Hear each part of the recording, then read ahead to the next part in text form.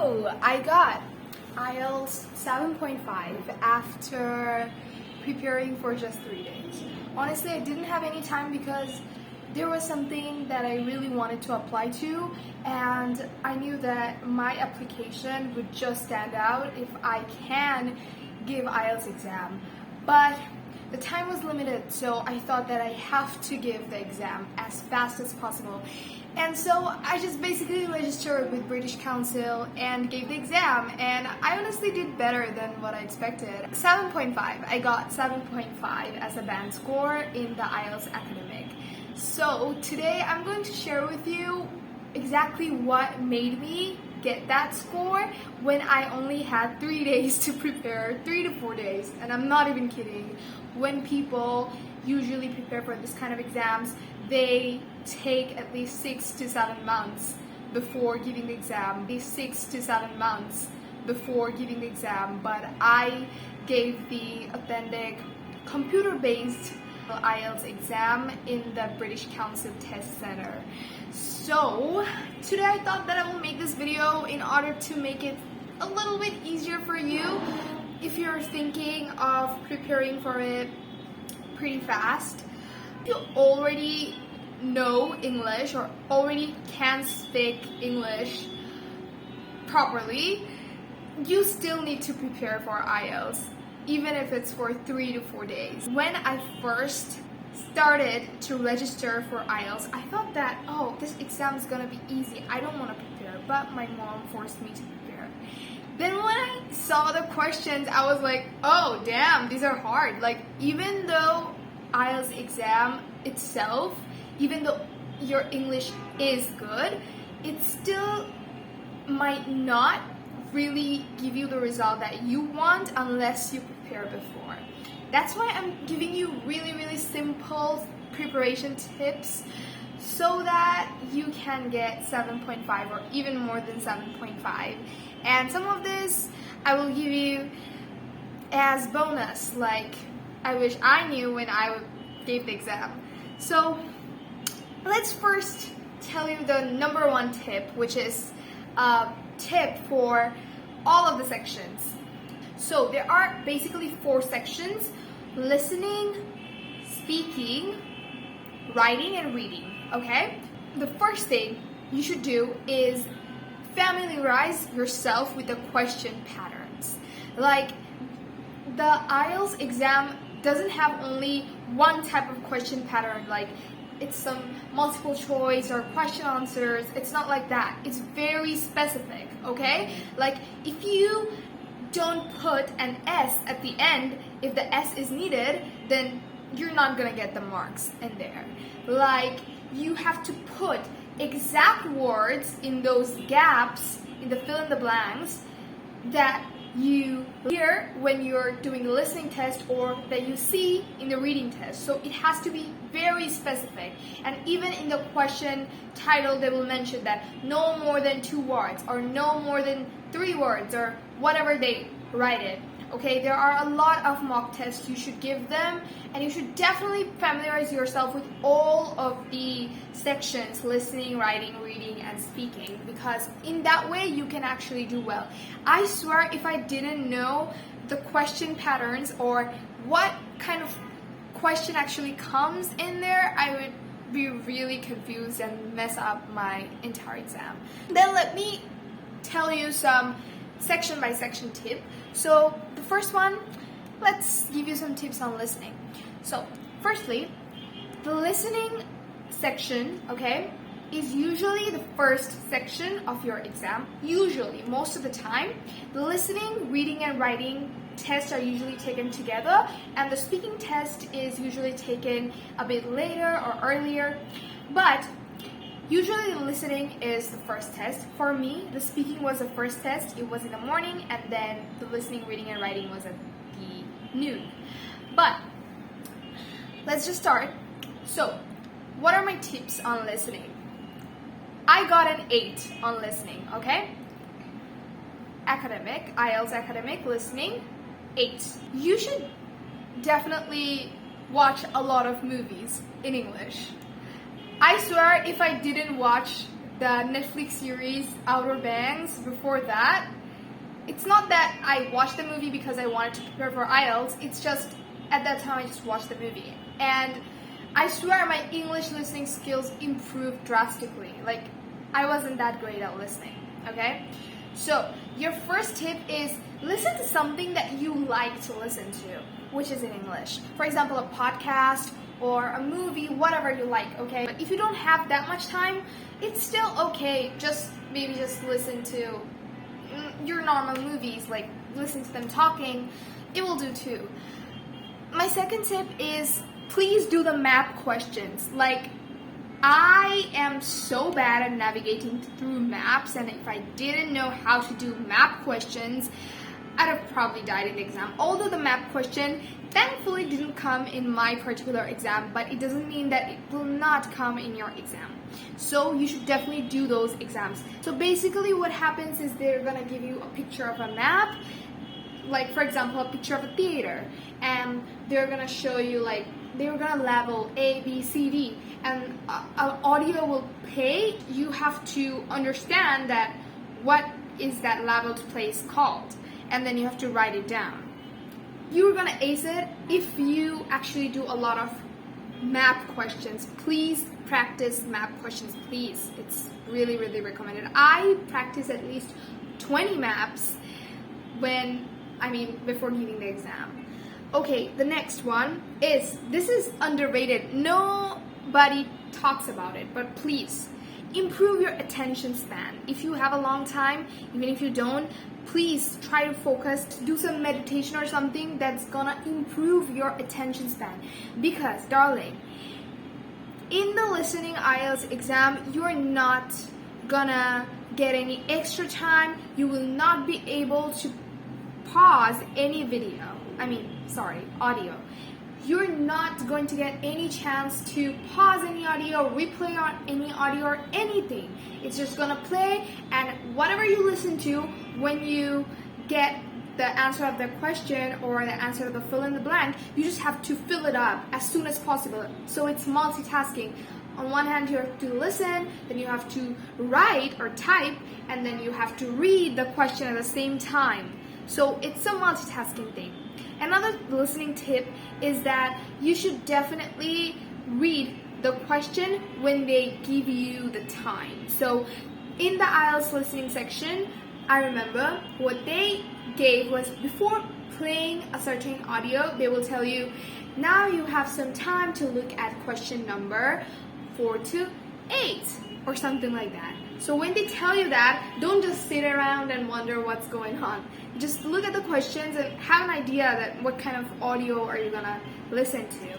And when the audio comes, you go, okay? And write the specific thing that you hear, okay? Don't write any word that's the synonymous to it or something like that. Because of the people that don't know the question pattern, they don't know this, but please, if you're instructed to write one word only, that's why you have to write only one word. And it has to be from the audio that you heard, not just some random word, because otherwise they will cut it, okay? Now let's go to the reading. So, the best way that you can do good at the reading is, if you're already a book reader, which I'm not, I don't read a lot of books, that's why I got a 7 on reading. But if you already read a lot of books, it's already setting you apart in a really great way from others. You are good to go. But I have another recommendation. That is vocabulary improving. There was this girl, if I find her video, then I will link it down below. She has made a video about IELTS vocabulary, or the words that are mostly used in reading passages on IELTS. If you watch that video, it's gonna help you a lot, because I learned a lot of new words from her and it helped me greatly, I think. If you're giving the IELTS academic exam, you should know some basic IELTS words and you should improve your vocabulary as much as possible. Don't just make your vocabulary extremely amplified or something, because in that way you're gonna F it up. If you're gonna be like extra and be like, oh, I have to learn the entire dictionary right now, no, don't do that. It's not necessary and it's gonna F you up.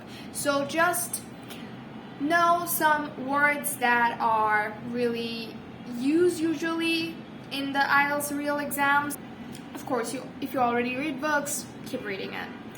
Then another good thing to have is the skimming and scanning quality. So basically, skimming means you just look through the paragraph like that and have a basic idea of what's going on.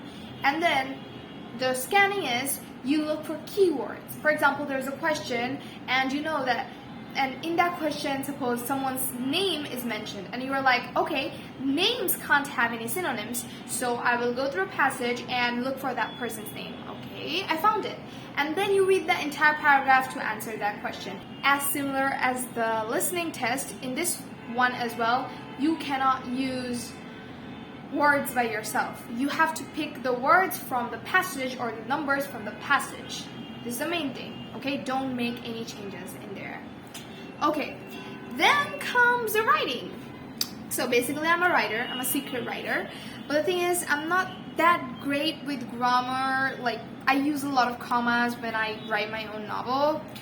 But in the writing section, in official writings or essays type of things, of course, I can't use random grammars like that. But still, I got 7. But I wanted to get more on writing one. But anyways, I'll still give you my tips. So, the point number 1 is write to the point. Okay, you have to write it to the point. There are 2 tasks in IELTS Academic which I gave. One is a diagram analysis. They're going to give you a diagram and they're going to ask you to write at least 150 words on it. And then you're going to have to write an essay on a topic. They're going to give you some related questions to it and you have to write that. Usually the questions are, do you agree with this or do you not? And then they're gonna ask you to describe both views or something like that. But my number 1 tip is you have to write to the point. Don't write unnecessary stuffs that are unrelated to the topic of it.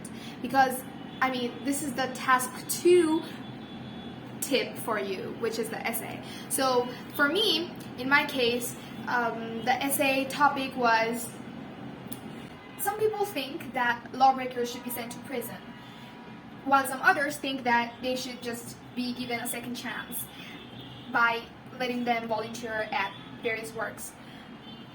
Discuss both views with your own opinion. So basically what I did is I wrote the first line, which is some people think that. I wrote it like, although many people think that, and you get the rest of it. If you don't understand me, it's okay. You should watch the video of IELTS Advantage by Chris Paul. He explains how to write it properly, okay? So I will still tell you some. So basically, you should write an introductory paragraph where you write the main sentence. You just paraphrase it, okay? Don't copy it, but paraphrase it. And then at the second line, you're gonna write, oh, I agree to this, or I don't agree to this because blah blah blah. And then from the second paragraph you start discussing one point of view, and then in the third paragraph you discuss another point of view, and use a lot of linking words, words, okay? Use a lot of linking words. I think that's why I got 7. Yeah, and I think my writing was pretty great, and I wish I could revise it more because I think I did a lot of spelling mistake. Not because I didn't know the spelling of those, but because I was typing with a computer. It was a computer-based exam, and I wrote 720 words, although it's supposed to be at least 250. So I think I did great. Okay. The only thing is I didn't check the spellings later because, of course, I didn't have the time to check the spellings later. If you have time, you should check it, not because you're confident about your spellings, but because you just have to, because you're typing and it just happens. Like, for example, I remember I wrote with and I put a J at the end, like which. I wrote WITHJ, but it's supposed to be WITH. That's what I'm telling you. You should check it, okay? And check if the grammars are okay. About the diagram analysis, kind of the same. You just write the introduction, and then you write kind of like 2 paragraphs. One is like, oh, the similarities between this, or another is the dissimilarities. For me, it was like a comparing type of paragraph. For you, it might be some business graph or something like that. You should know how to do diagram analysis. If you don't know, there are a lot of IELTS videos that will tell you how to do those kind of things. You can do that. You can watch those videos. Then is the speaking test. So for me, it was in a Zoom meeting in the test center of British Council. So my speaking skills are good. I know that. I am someone who deserves at least an 8, or someone who is like within the range of 8 to 9, okay? But in this exam, I got 7. And I'm gonna tell you why I got 7. It's because I kind of effed up the part 2, okay? So, there are 3 parts in the IELTS speaking, okay? In the first part, you and the examiner kind of talk. Not really talk, but the examiner asks you some personal questions about yourself, like where do you live? Is your place quiet or busy? Or like, I don't know, about your friends or something like that. Or just some personal questions, okay? And I did pretty great on that. My tip for you would be, on this one, is use as much as words that you can, but at the same time, don't use words that are not normal for speaking. Like, if you use words that are usually used in reading passages or novels, it's gonna sound unnatural, not like real English. Speak as if you're speaking to someone, or as if you're given an interview, or not even an interview. Just think of yourself as a celebrity or something, and talk with them from an podcast perspective. Suppose you are the guest there. Think of it like that, okay? Speak like that. In the part 1, when they're asking you personal questions, you should keep it decent, not too short, not too long. Some people gives 1-word answer. That's an absolutely no. Don't do that, okay? And also don't give like extremely stuffs. I mean, for example, they're asking you, oh, do you live in a busy place or a quiet place? Now tell them that, oh, you do live in a busy place and it's a little bit noisy and you have trouble sleeping on there. You can tell that, okay? But if you now start saying a lot of stuff, for example, oh, that day my friend came and then this happened, that happened, that's gonna be too much and they're gonna stop you. That's what exactly happened with me in the part 3, because I was being a little bit extra. Anyways, my second tip for listening is on the part 2, which I effed up. That's why I will give you bonus advice on this, is you should know the topic that you're gonna talk about. 1 minute preparation time is enough when you already know about the topic. Now, what happens in the part 2 of IELTS speaking is this, that they're gonna give you a topic and they're gonna give you around a minute to prepare for that topic, and then you have to speak for the topic for 2 minutes. You know why I ended up? I spoke about that topic for literally just 1 minute, and I didn't really know what to say because I didn't really think that the question they asked resonated with me that much, okay? So you, before giving the exam, you should know a list of topics that might be asked to you, and you should know what you're gonna answer for them. Let me give you an example. For example, they are asking you to describe a memorable event in your life. Now, you have a lot of memorable events in your life, but there is some event that's really personal to you and it's a secret, so you don't want to share it, or you can't share it, or something like that. Now, for example, you got that paper that asked you to do that during the exam. Now you have 1 minute to prepare and you're thinking, oh, should I say that? Wait, I have that memorable event. Oh, should I say that or that? And then you're thinking and the time is running on and you will totally forget what to even talk about. And you might even reveal your secret. That's why I'm telling you, before this, at your home, you should know what you're gonna answer to those basic questions. Okay, who are you gonna, like, for example, in this memorable event, which one should I mention if they ask me this? Or if they are asking me about this, then what should I mention about it? It's not about, like, what words should I use, or should I use this vocabulary words, or complex or simple words. I'm not telling you to prepare or memorize something for the speaking test, because it's gonna sound disgusting if you just do that. I mean, you have to be natural. But the thing is, you should know what topic, or in that topic, what are you gonna answer? Like, what's gonna be that thing? For example, they're asking you about your best friend. Now, you have a lot of best friends. Who are you gonna talk about? Think about that before going to the exam. Or it might be like your travel experience. Now, you have a lot. Which one would you talk about? That's what you have to prepare, okay? So, basically, that's it. And, oh, another thing.